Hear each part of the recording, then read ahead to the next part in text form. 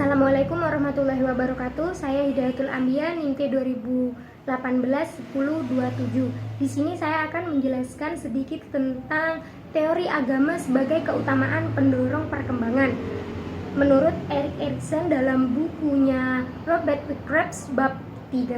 Nah, di sini Erik Erikson adalah tokoh psikoanalisis yang lahir pada tahun 1902. Seorang imigran dari Eropa ke Amerika Serikat. Erikson ini memiliki latar belakang psikoanalisis dan berpikiran kritis terhadap konsep-konsep pokok Freud. Bertahun-tahun selama di Amerika Serikat, Erikson mengajar di Universitas Harvard dan banyak menulis buku. Gagasan-gagasan tentang dinamika kehidupan masa remaja telah tersebar luas dan banyak lewat buku, majalah, dan tafsiran-tafsiran atasnya. Konsep kunci Erikson ini berada dalam bukunya. Teori kepribadiannya pada perkembangan dua tokoh keagamaan yang terkemuka, yaitu Young Man Luther dan Grant Truth. 8 tahap kehidupan manusia atau The 8 Stage of Man. Sumbangan utama Erikson bagi kemajuan teori psikoanalisis adalah pemahamannya bahwa segala kehidupan itu dinamis. Nah, dia menerima pandangan Freud bahwa masa kanak-kanak merupakan masa penting dalam perkembangan pribadi manusia. Nah, Erikson di sini mengajukan model perkembangan kehidupan manusia itu menjadi 8 tahap.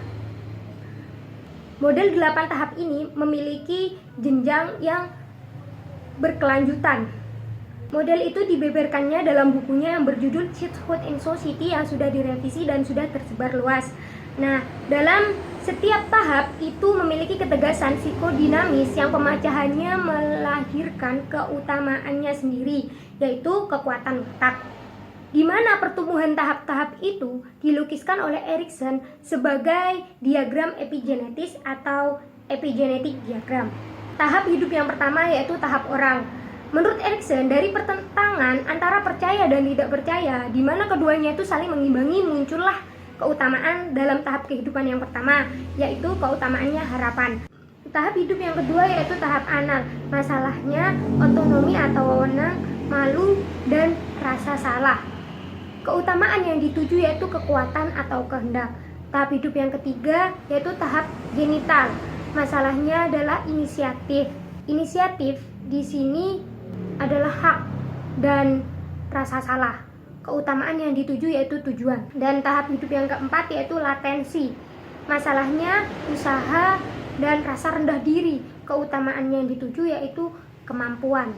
Pada tahap hidup yang kelima ini, yaitu tahap remaja, Erikson mengerti pada waktu orang remaja itu sudah menemukan sendiri siapa sebenarnya dirinya atau identitas dirinya ini, maka tumbuhlah kemampuan untuk mengikat kesetiaan pada suatu ideologi atau suatu pandangan. Nah, untuk tahap yang keenam yaitu pemuda. Di sini masalahnya intimidasi atau isolasi. Intimidasi sendiri artinya keakraban dan isolasi artinya pemisah. Nah, keutamaan dari tahap yang keenam ini adalah menimbulnya rasa cinta.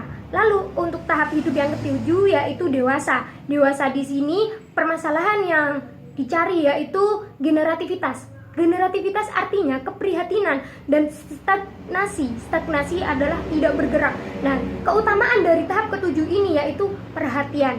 Tahap yang terakhir yaitu tua.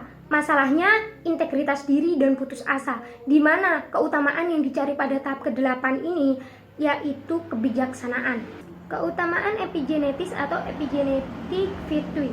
Nah, dua model Erikson yang paling penting dalam konsepnya adalah konsep kembarnya epigenetis dan keutamaan atau virtue. Nah, dengan istilah epigenetis, Erikson ini memaksudkan bahwa munculnya tahap hidup yang satu dari tahap hidup yang lain. 8 tahap itu berkembang secara berurutan. Penyelesaian masalah pada setiap tahap kehidupan itu melahirkan kekuatan dasar manusia yaitu keutamaan. Keutamaan itu termaktub dalam jadwal pertumbuhan pribadi dan dalam struktur dasar setiap tertib sosial. Dengan demikian, pertumbuhan manusia dimengerti sebagai seri atau rentetan 8 tahap yang saling berhubungan. Nah, tahap ini masing-masing muncul dari tahap hidup sebelumnya dan masing-masing hidup itu memiliki warna dan masing-masing hidup diwarnai dan memiliki warna sendiri. Lalu dalam bukunya yang berjudul Young Man Luther berisi tentang identitas dan kesetiaan Luther. Dalam buku ini, Erikson menerapkan bahwa metode psikoanalisisnya adalah pada pengalaman pembaharu muda. Isi dari buku itu adalah mengevaluasi seluruh hidup Luther, tetapi hanya memusatkan perhatian kepada tahap remajanya saja. Masuknya Luther ke biara merupakan kejadian atau episode menentukan dalam pertumbuhan psikologis dan keagamaan menuju identitas. Nah, membiara bagi Luther adalah titik tolak untuk perkembangan identitas pada umumnya. Uraian Erikson tentang ziarah keagamaan Luther merupakan penerapan model psikoanalisisnya pada pengalaman keagamaan. Seperti para psikoanalisis yang mendahulunya, Erikson menambah bahwa wawasan tentang hubungan erat antara pertumbuhan psikologis dan keterlibatan keagamaan ini yaitu saling membentuk kepribadian secara keseluruhan. Dalam bukunya The Life of Self, karangan Robert G. Lifton menyatakan bahwa gerakan psikoanalisis sejak Freud sampai Erikson itu merupakan revolusi yang sehat dan mendorong revolusi itu untuk terus berlanjut. Lifton mengajukan himbauan agar dunia psikoanalisis ini membuang model definisi kompensatoris Freud yang terlalu berpusat pada mempertahankan dorongan keinginan beserta pemenuhannya dan bergerak lebih lanjut kepada pandangan longitudinal Erikson yang melihat pendewasaan manusia melalui rangkaian tahap-tahap yang memuncak. Nah, model dan pandangan itu masih terikat pada pandangan bahwa masalah psikoanalisis dan pertumbuhan manusia itu berasal usul pada masa kanak-kanak. Nah, harapannya agar proses pembentukan kepribadian manusia ini menjadi paradigma baru dalam psikoanalisis. Sekian dari saya, kurang lebihnya mohon maaf. Wassalamualaikum warahmatullahi wabarakatuh.